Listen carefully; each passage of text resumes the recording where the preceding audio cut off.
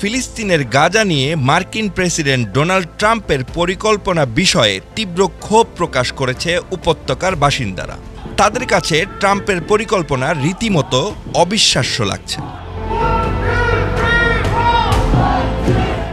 যুক্তরাষ্ট্রের স্থানীয় সময় গত মঙ্গলবার হোয়াইট হাউসে ইসরায়েলের প্রধানমন্ত্রী বেনিয়ামিন নেতানিয়াহুর সঙ্গে যৌথ সংবাদ সম্মেলনে গাজা নিয়ে এক বিস্ফোরক পরিকল্পনা তুলে ধরে ট্রাম্প।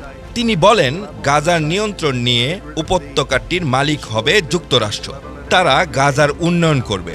গাজা হবে সারা বিশ্বের মানুষের বাড়ি। তবে কিভাবে ও কোন কর্তৃত্বে গাজার নিয়ন্ত্রণ যুক্তরাষ্ট্র নিতে পারে সে বিষয়ে কোনো ব্যাখ্যা দেননি ট্রাম্প।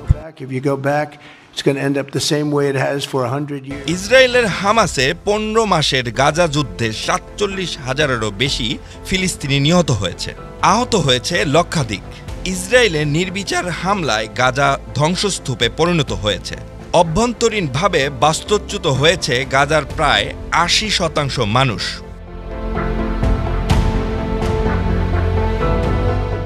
বাউন্ন বছর বয়সী আবু ফিয়াজ গাজার বাসিন্দা।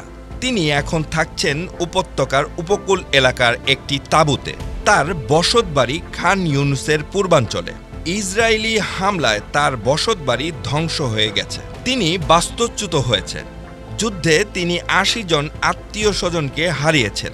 বাড়িঘর পুনর্নির্মাণের সাহায্য চান ফিরাজ, কিন্তু গাজা ছেড়ে অন্য কোথাও যেতে চান না। ফাহাদ চৌধুরী, শতাব্দী টেলিভিশন।